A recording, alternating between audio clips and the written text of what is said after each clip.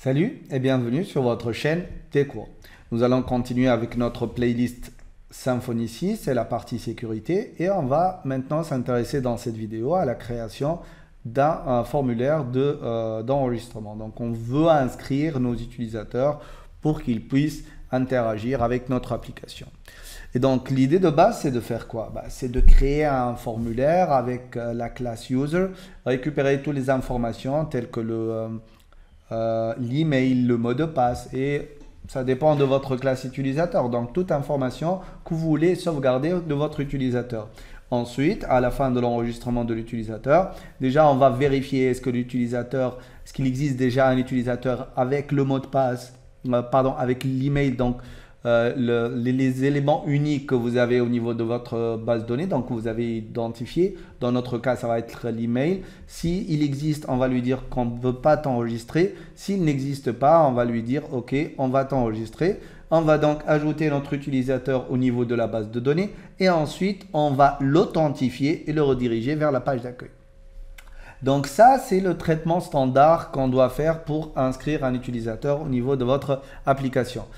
Puisque le traitement il est connu, c'est un peu ennuyeux d'aller le refaire à chaque fois. Donc comme d'habitude, chaque chose qui peut être générée automatiquement, on a une commande qui nous permet de faire tout ce que je viens d'identifier. Donc je vais venir ici, lui dire Symfony console.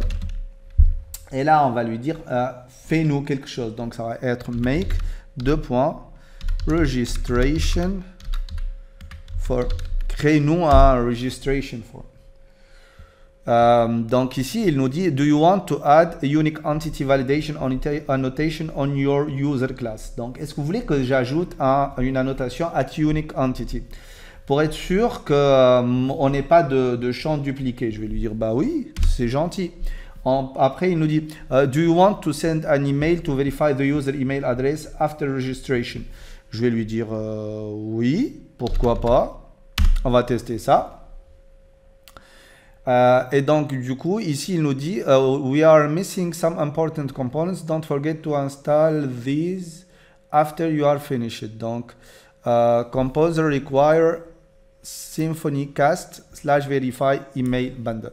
Juste pour information, ceux qui ont créé cette commande-là, c'est les gens qui font les vidéos sur Symfony Cast. Je vous conseille vivement d'aller les voir. C'est des vidéos géniaux avec plein de détails sur les différents éléments qui composent Symfony.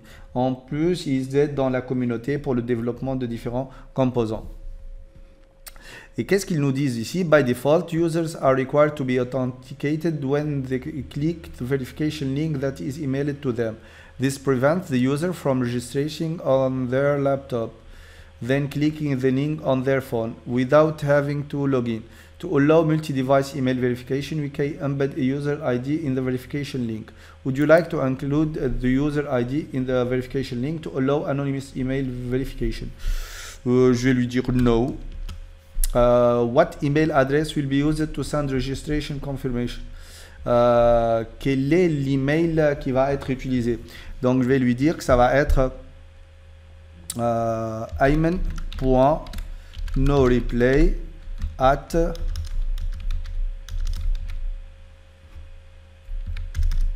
gmail.com, celui qu'on a utilisé pour envoyer des emails. What name should be associated with the email address? Je vais lui dire, ça va être Ayman TechWorld formation Symfony 6. Et do you want to automatically authenticate the user after registration? Est-ce que vous voulez que juste après l'enregistrement, vous authentifiez l'utilisateur? Je vais lui dire yes. Maintenant, il me dit la première étape, c'est d'aller lancer le Composer Require Symfony Cast Verify Email Bundle. Je vais l'installer. La deuxième étape, in Registration Controller Verification, Verify User Email, Customize the last redirect to route after a successful email verification. Donc, il voudrait qu'on personnalise la propriété et le renvoi À quelle route? Make sure you are rendering success flash message or change the $this flash add flash line. Donc, comme on l'a fait, nous avons déjà un flashback qui est là, donc avec une clé success, donc c'est OK. Review and customize the form controller and template as needed. Donc, allez vérifier le formulaire, le contrôleur et le template et vous pouvez les customiser comme vous voulez. Et n'oubliez pas de faire un run php bin/console make migration pour générer la propriété is verified. OK. Ensuite, pour faire du register, il suffit d'aller sur /register. Donc ça, on l'a fait. Il faudra qu'on aille faire les autres étapes. Donc la prochaine étape, c'est de faire quoi? C'est d'aller au niveau de la classe. Hop, on va y aller petit à petit. Donc registration. Donc je vais aller dans ma classe controller. Je devrais trouver quelque chose qui s'appelle registration. Voilà. Et là, en fait, on a tout ce qui a été fait. Donc ici, $this flash email verifier égale email verifier qui a été injecté. Donc ça, c'est quelque chose qui a été offert normalement par le nouveau bundle. Vous voyez.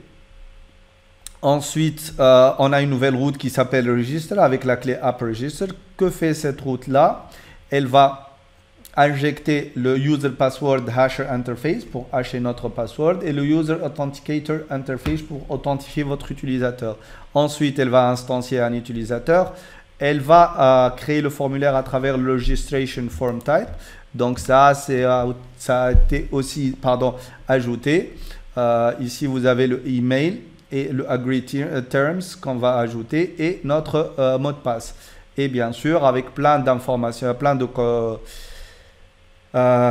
map defaults parce qu'on n'a pas ce plain password là. Ensuite, l'autocomplete a new password, un ensemble de contraintes, please enter a password avec une taille minimum de 6 et avec un mot de passe qui est égal à celui-là et avec une taille maximale de 4096 octets. Voilà, donc tout ça, ça a été généré, c'est logique.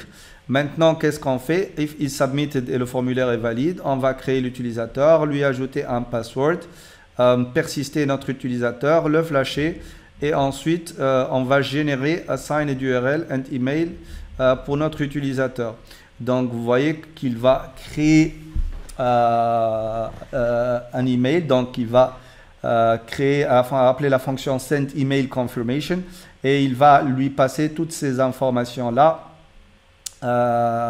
Et à la fin, il va authentifier l'utilisateur et il va retourner $this flash render registration register pour HTML. Ça, c'est dans le cas où on cherche à faire l'enregistrement. Et à la fin du register email, donc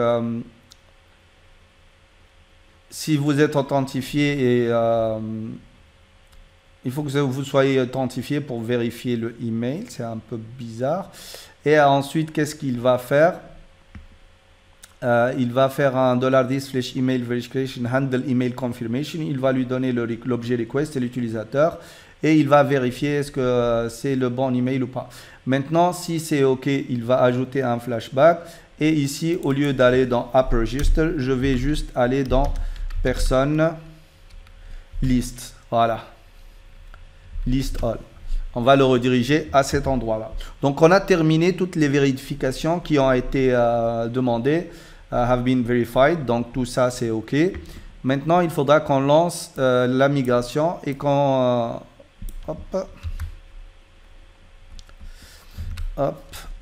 make migration. Et on va migrer pour ajouter la propriété. CTRL-C, CTRL-V, migrate. Yes, c'est fait. Et du coup, maintenant, si on veut aller vérifier la fonctionnalité register,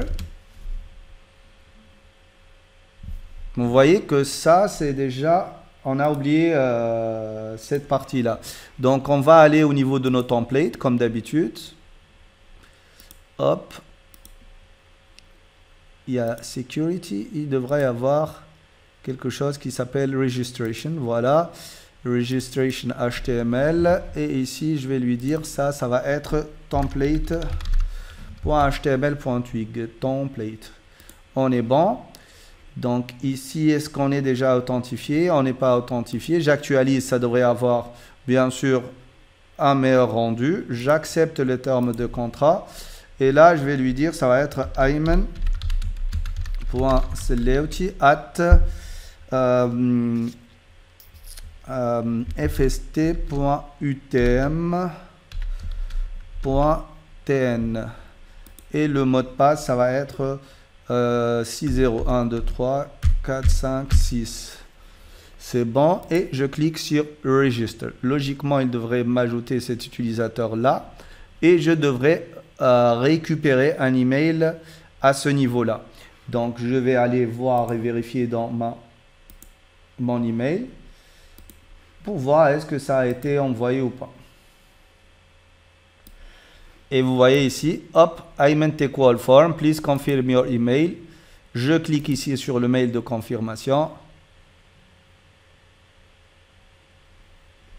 Ce n'est pas le même, voilà, c'est pour ça. Donc, copier l'adresse du lien. Pourquoi? Tout simplement parce que je ne suis pas sur la même session. Du coup, il va pas me trouver authentifié. Donc là, si je lance, ça devrait fonctionner. Voilà, on est bon. Et on a notre utilisateur qui va être validé et je suis authentifié avec un rôle utilisateur. Si je vérifie au niveau de ma base de données, je devrais trouver que cet utilisateur a bien été vérifié et a bien été enregistré et il a bien été redirigé vers la page vers laquelle on a voulu le rediriger. Tout ça en lançant une petite commande qui est le register form. C'est génial. Donc je vais aller sur user et on a notre dernier utilisateur qui est vérifié. Bon, je vais juste créer un petit select SQL pour lui dire update